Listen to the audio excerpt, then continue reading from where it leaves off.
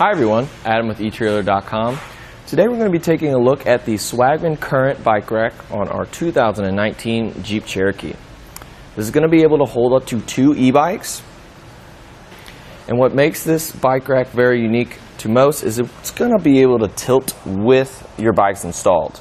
So what you're going to have to do is grab this neon green little lever, and that activates the tilt feature. And that's going to allow you to grab anything out of your back hatch, whether it be a helmet, backpack, maybe a lunch or two. You won't have any problems reaching anything in the inside of your hatch with your bikes installed. And once you're done with that tilt feature, all you got to do is just push her back up, and she will lock into place, letting you know that it's nice and sturdy.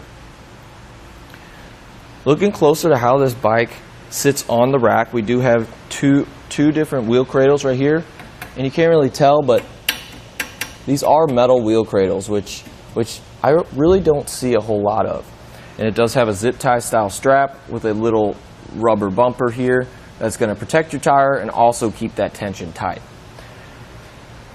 What really does most of the holding on this bike rack is this frame hook right here. And you're going to be undoing this last when taking the bike off. So I'm going to show you how I take this bike off the rack. I start down with the wheel cradles, just because these don't really hold the bike upright as much as this frame hook does. So it's nice to do these first, just so the bike doesn't fall on you or your vehicle. Always put a hand on your bike when you're taking this last tie down point off. What you got to do is press this little lever right here, and it slides. You can slide it up or slide it all the way off. I'm going to do it all the way off in this instance to make it a little simpler. And as you can see, it does have a lock as well, which is going to give you more peace of mind and security when you leave your bikes attached. I'm going to go ahead and undo both of these.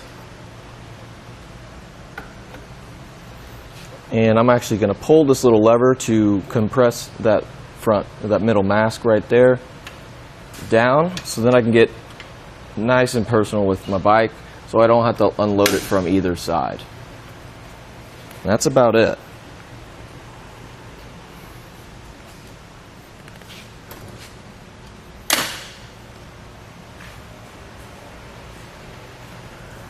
So you can either stow these away in your hatch, or you can just replace them. In this instance, I am going to replace them. Just place them back where they were.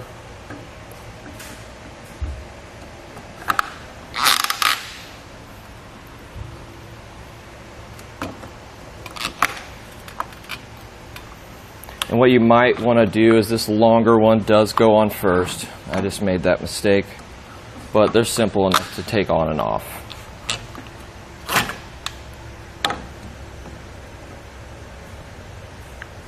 There we go, there, right here.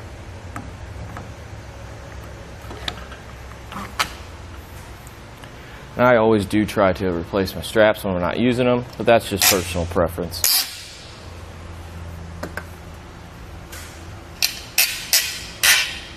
These wheel cradles are going to be adjustable, so you can undo this knob and adjust them however meets your bike's needs. Before I show you how this tilts up, I'm going to take some measurements and see how much length we added to the back of our vehicle. It's about 25 inches we added to the back. It's always nice to know, just in case you want to know whether it's going to be able to go into your garage without removing or condensing this bike rack up.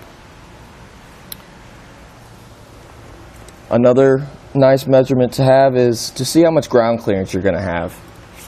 This is going to be nice just in case you have a very steep driveway, just to see if you're going to bottom out or not. You have about a foot from the bottom of this point right here, which usually is enough to make sure you're not going to have any bottoming out issues.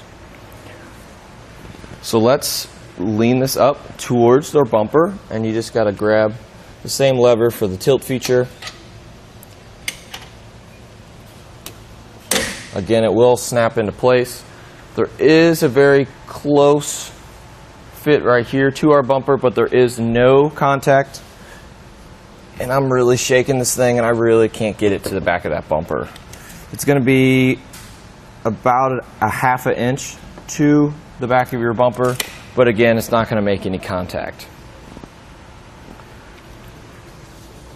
Looking down at our shank here, we do have a 2-inch sleeve that is going to make it compatible with our 2-inch hitch receiver.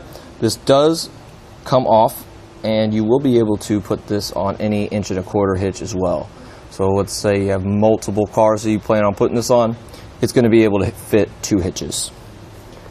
Another anti-theft device is going to be this lock on the end of our anti-rattle bolt, and it will be key to like with our frame hooks up top. And this anti-rattle bolt, what it does is it snugs the hitch and the bike rack together. As you can see, this car is really moving, and there's no play on the inside of that hitch.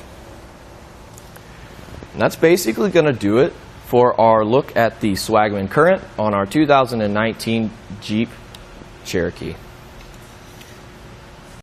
Here on our test course, we'll start by going through the slalom. This is going to show us the side-to-side action. This simulates turning corners or evasively maneuvering. Once we get to the alternating speed bumps, we'll see the twisting action. This will simulate hitting a curb or pothole or driving over uneven pavement. Once we get to the full speed bumps, we'll see the up and down action. This will be just like driving in and out of a parking lot, parking garage, or driveway.